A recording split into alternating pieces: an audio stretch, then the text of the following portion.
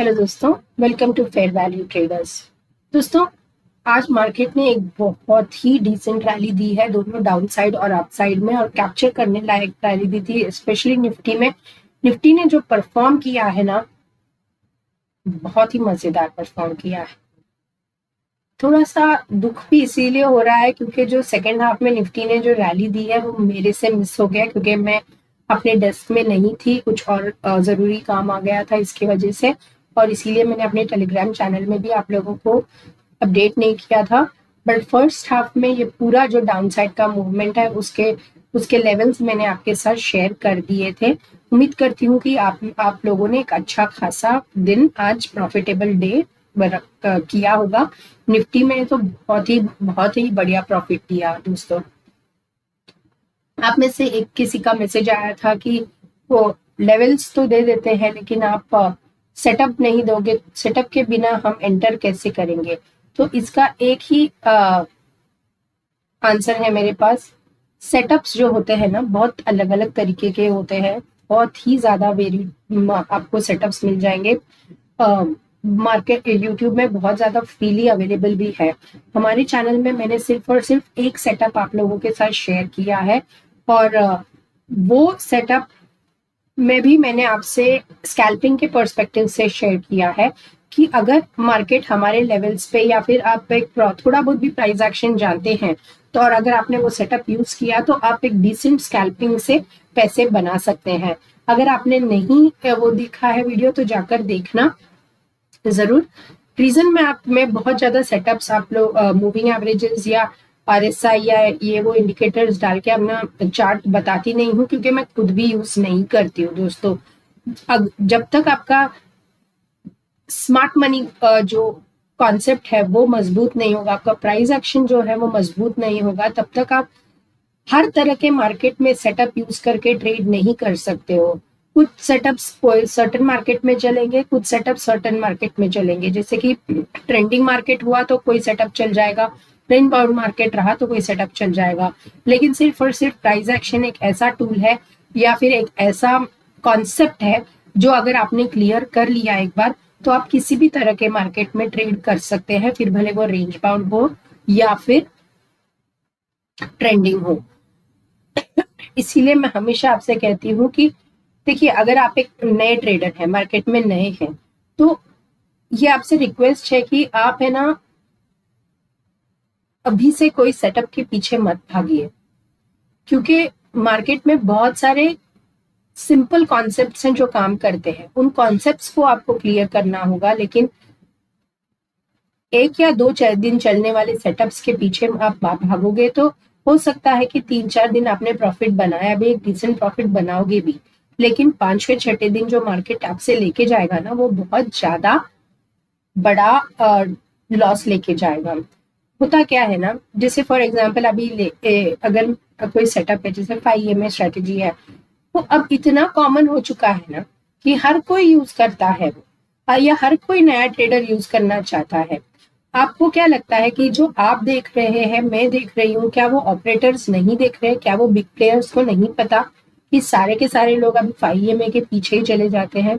ऐसे में जो मेजरली स्टॉप लॉस हंटिंग होता भी है ना, तो वो ऐसे ही EMA क्रॉसओवर्स या फिर कोई आपने स्ट्रैटेजी देख ली है, 30 मिनट स्ट्रैटेजी, या ऐसी कोई स्ट्रैटेजी देख लेते हो ना, तो उस वहीं पे मेजरली स्टॉप लॉस हंटिंग होता भी है। क्योंकि बिग मनी जो होती है ना, उनको पता है कि लोग में रिटेल ट्रेडर्स बेचारे इतने भोले होते हैं कि वो कोई ना कोई सेटअप के पीछे ही भागते हैं, जिसके और जो कॉमनली अवेलेबल और फेमस सेटअप्स होते हैं ना, वो जरूर यूज करना चाहते हैं, क्योंकि पास्ट में वो किसी ने वो यूज करके काफी लाखों करोड़ों बनाया होगा।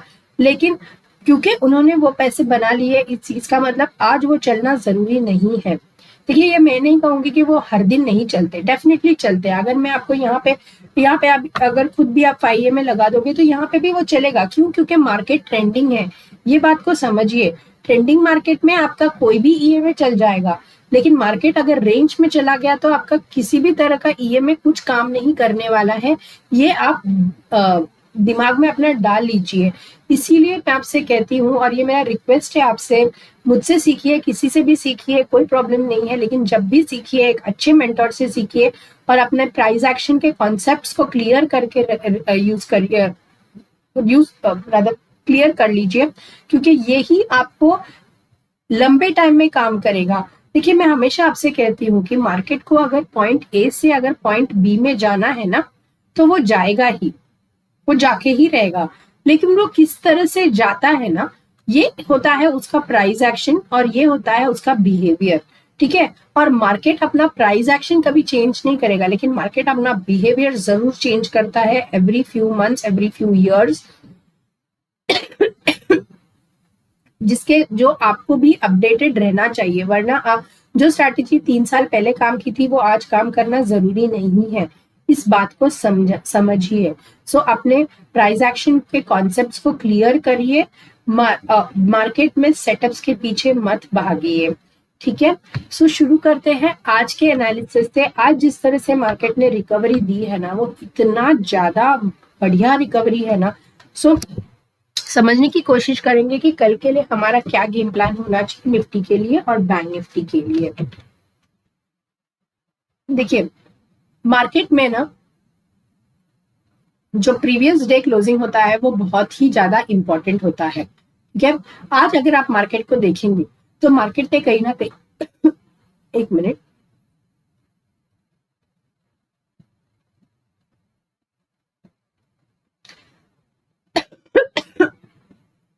सॉरी, जो मार्केट में जो प्रीवियस डे का जो क्लोजिंग होता है ना, जिसको कई बार हम इग्नोर करते हैं, बहुत ज्यादा इंपॉर्टेंट होता है दोस्तों।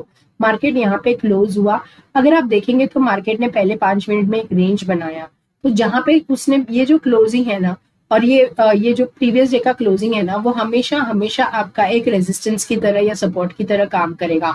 आज अगर आप देखेंगे तो प्रीवियस डे का क्लोजिंग जैसे नीचे आया, उसके बाद रिट्रेसमेंट वहीं तक किया है मार्केट ने, और फिर जो डाउनसाइड की रैली दी है ना, वो हमारे लेवल्स तक ही दी है। अब ये लेवल्स हमने किस तरह से निकाला, वो प्योर प्राइस एक्शन है दोस्तों। सो आप एक प्रीवियस डे की क्लोजिंग को कभी इग्नोर मत करना। जब भी मार्केट यहाँ पे आता, नीचे गया भी, तो वहां अगर रिट्रेस करता है ना, उसके बाद अगर ये वाले क्लोजिंग के, ये वाले हाई के ऊपर वो नहीं निकल पाता, तो आपका स्टॉप लॉस कितना ही छोटा हो जाता है दोस्तों यहाँ पे, और आप एक बहुत ही बढ़िया रैली कैप्चर आज कर सकते थे बैंक निफ्टी में, और निफ्टी में भी फॉर दैट मैटर।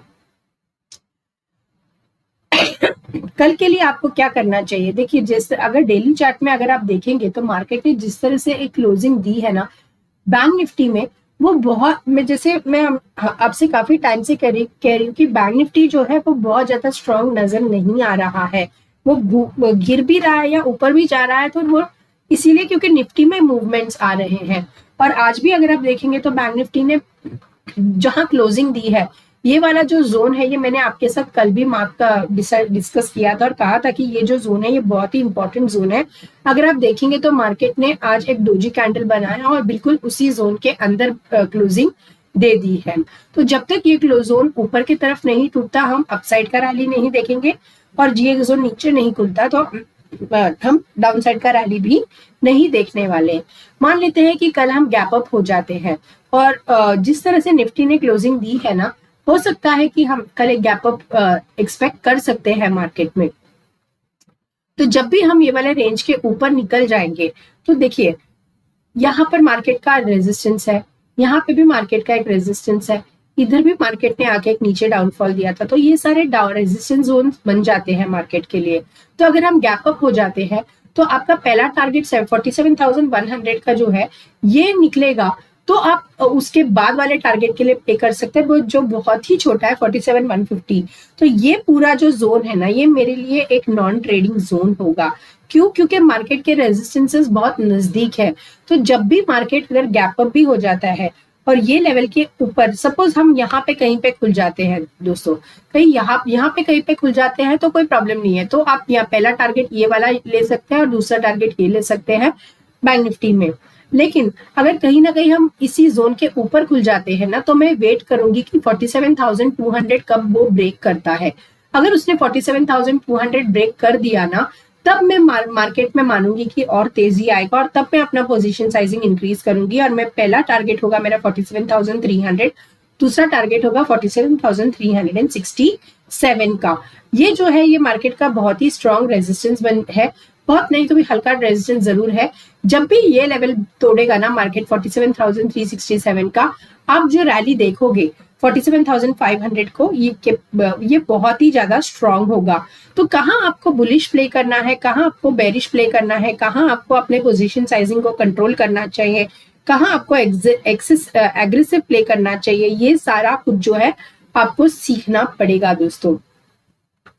सो जैसे कि मैंने कहा, अगर गैप अप खुल जाते हैं हम, तो ये दो लेवल्स तोड़ते से ही हम 47,300 367 के लिए प्ले कर सकते हैं और उसके ऊपर 47,524 के लिए प्ले कर सकते हैं।